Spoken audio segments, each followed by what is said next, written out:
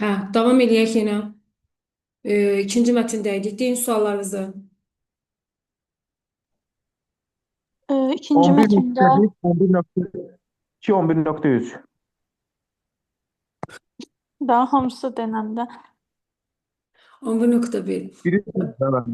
There are a few more places like Salar de Uyuni around the world. Salar de Uyuni kimi dünyada deyir bir neçə yer daha var. Amma mətnin ilk cümləsində əksinə deyir ki, unlike bu sözün mənası nədir? Bayaq da soruşdum. Unlike. adımın o yenə unuttum mən. Fərqli Əksinə olaraq. kimdir? Fərqli olaraq Fərqli olaraq. mübaliğəsi. Əksinə deyir ki, in the heart of Bolivia, Boliviyanın mərkəzində deyək də, dünyadakı istənilən yerdən fərqli olan möhtəşəm bir landscape, mənzərəli bir yer var. Yəni burada istənilən yerdən fərqli olaraq deyir, fərqli olan deyir. Amma əksinə deyir ki, burada a few more places like Salar de Uyuni. Yəni Salar de Uyuni kimi bir neçə yer daha var. Bu yerin də adı da arxasınca qeyd edilir də Salar de Uyuni. Yəni elə bir yer yoxdur. Əksinə o deyir unlike any other. İstənilən yerdən fərqli olan deyir. Ona görə false-dur. 11.2-də the drying up of Lake Minchin result in nə deməkdir? Nəticələnir. Nəticələndi. Və yaxud da ona sinonim nə ola bilər? Nəticələnmək, aparıb çıxarmaq, səbəb olmaq. Lead to. Bir də səbəb olmaq. Yox. Cause. Lead to resulting cause. Üçü də sinonimdir. Reduction nədir bəs burada? Reduction hansı feilin? Reduksiyada bir-birindən reduksiya edilir də Yox, yox, maddələr yox. onu Reduce nədir? Reduce nə deməkdir reduce? azaltmaq. Azalmaq, azaltmaq. Yəni onun isim formasıdır da. Reduce azaltmaqdır, azalmaq. Reduction azalma isim formasıdır. Dry up nədir bəs? Dry up. Qurutma, qurumaq. Qurumaq. Lake Minchin gölünün quruması, yəni mineralların azalmasına səbəb oldu. Yəni heç indi tutaq ki anlamırıq. Drying up of Lake Minchin resulted in minor reduction. Burada isə 11.2 idi ha bu dry up. Bax dry up hardadır burada? Lake Minchin dried up, qurudu. Leaving behind a thick salt layer and a rich collection of minerals. Burada mineralların qabağına rich collection deyir. Rich nədir? Zəngin mineralların toplanmasına. Bəli, qurudu deyir, amma arxasında deyir qalın duz qatı və zəngin minerallar qoydu. Yəni zəngin mineral qaynağı qoydu, amma burada deyir ki, mineralların reduction azalmasına səbəb oldu. Əksinə, orada rich deyir, rich mineral deyir, burada reduction deyir, ona görə bu da false-dur. Salar de Uyuni rise below sea level. Below, nədir below? Aşağısında, amma orada above deyir. Bəli, below aşağıdır, above yuxarı. Dəniz səviyyəsindən aşağıdır deyir, below sea level. Amma this pure white landscape stands well above sea level. Dəniz səviyyəsindən above, yuxarıdadır deyir. Above yuxarı, below aşağı, ona görə false-dur. 4-də mirror effect, mirror. Mirror nədir? Güzgü effekti. Bəli, occur, Baş verir. baş verir. Sinonimləri nədir occur sözünün? Happen. Happen, take place. Take place. Verir. When the salt surface is covered with water. Su səthi, su ilə cover, örtüləndə. Örtüləndə. Yəni nə axtarım? Mirror axtarıram. Salt surface is covered with water. Hardadır bu? Bax, bu hissəyə diqqət edin. When this thin layer of water, water covers the salt surface. Eyni cümlədir. Su duz səthini örtəndə it becomes a huge mirror. Become yerinə orada occur yazıb. Yəni olur mənasını verir. Nəhəng bir güzgü olur. And reflecting the sky above yuxarıdakı səmanı da əks etdirir. Yəni cümləni əslində çox da dəyişdirməyib. Prosta bir dənə occur əlavə edib burada. Bir də effekt sözünü. Güzgü effekti baş verir. Duz səthi su ilə örtüləndə. Burada da isə deyir ki, su duz səthini örtəndə water covers the salt surface. O nəhəng bir güzgüyə çevrilir. Eyni cümlədir, deməli truedur. Destination nədir uşaqlar? İstiqamət. Təyinat yeri, gediləcək yer. Gediləcək yer. Bax, Vüsal 14-ü deyir amma 14-ü. Destination gediləcək yerdir. The place where someone is going. Kiminsə gedəcəyi. Amma burada mətndəki mənanı istəmir. Mətndəki yeri Mən ona görə A yazmışam. baxım görüm. Destination hardadır? Adı nə deyir? An area with little rain and few plants. Çox az yağışın olduğu və çox az bitkinin olduğu yerdir. Burada axı bizə xatırlatmır o bitki var, nə bilim, az yağış var. Bir də mətndəki mənaya mənim baxa bilərsiniz, zəhmət Amma olmasa. burada deyir ki, planetdə one of the highest and most magical destination. Magical nə deməkdir? Sehirli. Hmm. Dünya planetdə ən yüksək və ən sehirli yerlərdən birinə çevirir deyir onu. Amma nə dəxli ki burada yağışın və bitkinin elə bir şey bizə vermir axı, xatırlatmır axı. Burada Rocky area, qayalıq yer deyir. Burada events, hadisələr deyir. Burada da su ilə surround nə deməkdir? Əhatə olunan yer deyir. Bu da adadır, islanddır. Destination yerdir də, yer, place. Aydındır. Sonra 12-də, 13-də grave nə deməkdir? Grave, Qəbir. Qəbir. graveyard. Qəbirstanlıq. Aha. Train graveyard hardaydı? Graveyardın sinonimi nədir uşaqlar? Qəbristanlıq. Cemetery. Cemetery. Cemetery, Cemetery. yes. Belə bir şey. Cemetery, düzdür. Burada qeyd edir ki, graveyard where old trains have been abandoned. Abandon nədir uşaqlar? Tərk etmək. Düzdür, tərk etmək, boşlamaq. Qatar qəbristanlığı köhnə qatarların tərk edildiyi yerdir, deyir. Və burada isə çox tələbə bəlkə də düşünür ki, stationdır, köhnə dəmir yolu stansiyası. Orada stansiya demir, train factory, fabrik demir, workshop. Burada köhnə qatarların tərk edildiyi yer, deməli, disused trains, a place with disused trains. Yəni, disused, istifadə olunmayan qatarlar olan yer. Use nədir? İstifadə etmək. Disused, istifadə olunmayan qatarlar olan yer. Sonra kimin səhvi var? Mətndə kiminsə səhvi var? 13. Why is... İzah etdi də məncə. Yo, 13'dür. 13. Essential to choose the right time to travel to Salar, Salar do Uyuni. Salar do Uyuni'yə səyahət etmək üçün düzgün vaxtı choose, seçmək. Niyə? Essential nədir? Vacibdir deyir. Vacibdir.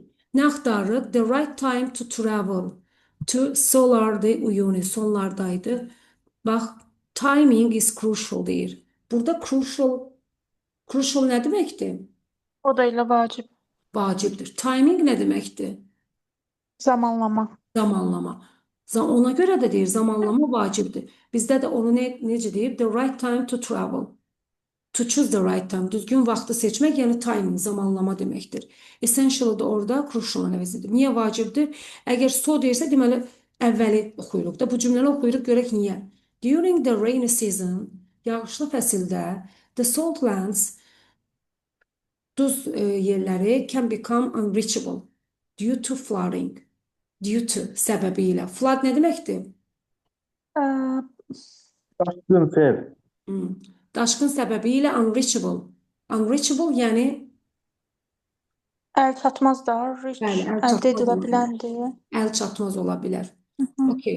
Deməli, bax deyir ki, during the rainy season, yağışlı fəsildə, deməli, wet season. Wet nədir? Nəm. Nəm, yağış fəsildə. Unreachable deyir orada, ulaşılmaz ola bilər. Salt lands, burada da salt flats deyir. Orada deyir unreachable, ulaşılmaz. Burada da deyir difficult to reach. Ulaşılması çətin olan. Yəni unreachable-ı difficult to reach-lə əvəz edir.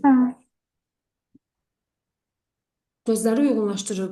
Belə baxanda əslində inanın ki, çox çətindir. Prosta diqqətli olub oradakı sözləri diqqətlə baxmaq lazımdır. Yəni görsən, çox da dəyişməyib. Unreachable, reach-i görürəm, D-yə yönəldirəm. Season var, reach var, deməli D-dir. Oradakı sözlər bir dənə D variantını görün. Başqa digər cümlələrdə tamamilə fərqli sözlərdir. Qaydalara başqaları Diqqət tələb edir. qaydaları. Qaydalar deyəndə 16-da var səhv edən. Mənim deməm hamısı səhvdir. Bax, Qaydalar. fizik testlərində birinci ofa baxırıq. Yəni burada ofdur da bizim ipucumuz. Uşaqlar, hansı əvəzliklərdən sonra of gələ bilməz? Üçsün. Everydən sonra gələ bilməz məsələn. Every, no, törəmələr. Törəmə deyəndə yəni somebody, someone, something, nobody, no one, nothing. Bunlardan sonra of işlənməz. Mhm. Deməli, onda nə edirik? Birə, birə. Qırmızını Prosta seçin. orada this books deyir, cəmdə deyir. İçdən sonra cəm gəlir. Ofla birləşirsə gələ bilər. Hı. Ofa görə nə edirik? Evrini atdıq. Sonra no'dan da sonra of gələ bilməz axı, düzdür? Biri A gedə bilməzsə A getdi. No, no'dan da sonra of gələ bilməz. Birə Y gedə bilməz, düzdür? Hı hı. Onda B ilə C-ni də atıram. Deməli, birə dəqiq B getdi. Siz deyəsiniz ki, bəli, niyə cəm? Birbaşa cəm gəlməz, bəli, each books. Amma of varsa gələ bilər.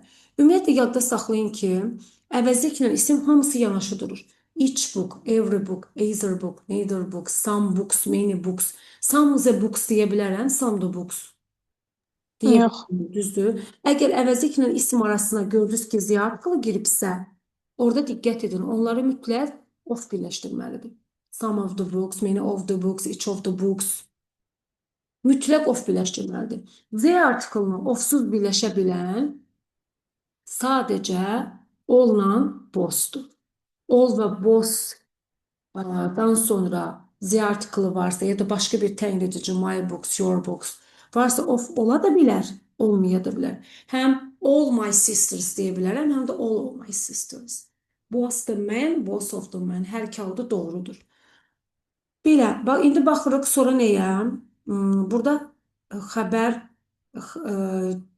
bir, onsuz da 2-yə B yazılan yoxdur. İndi bir deyinə Y-də fərqlilik nədir? D-ni götürək yoxsa yox?